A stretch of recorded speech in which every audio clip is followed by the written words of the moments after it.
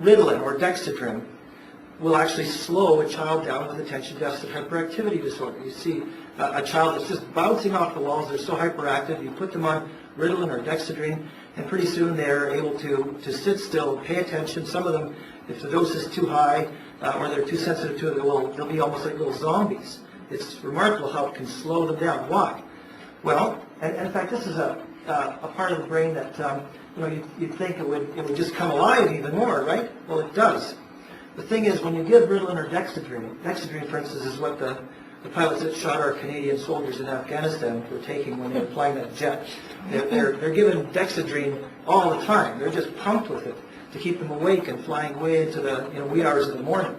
But anyway, rather than keeping a child awake, it awakens this center of the brain so powerfully, it's sort of like finally you have brakes and steering wheel, whereas before there's no brakes and steering wheel in your brain.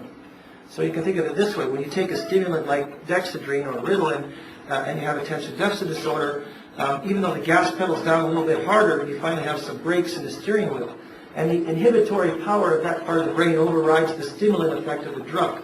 Even though your heart is racing a little bit faster, your appetite goes down, you get a little jittery, your blood pressure goes up, and your brain is really awakened. This part of the brain is so powerful. When it finally awakens, it's able to exert executive control over the brain, and the child can sit still and do what they're told and so on.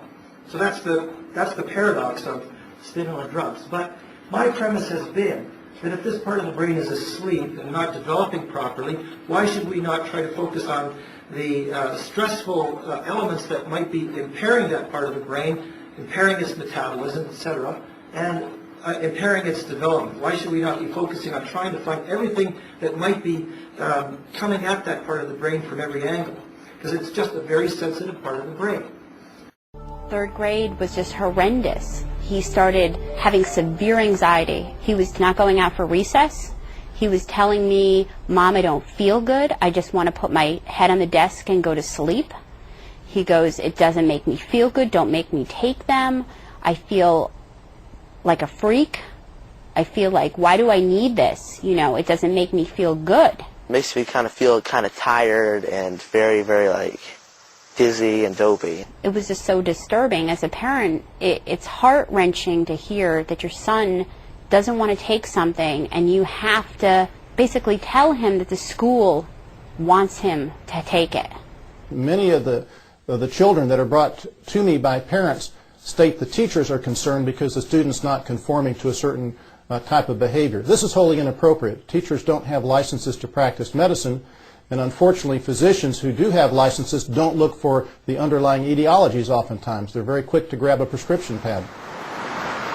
One would not go to a cab driver for a brain operation, and I am sure that the parents of the United States do not intend in sending their children to the public schools of the country to have teachers diagnosing brain or neurologic disorders. That is really sad that they're taking these small children out of homes and addicting them to these very powerful mind-altering drugs. Some cases where a kid is being abused, really abused, either physically or sexually, there is certainly a role for somebody to step in and say, hey, that's not right.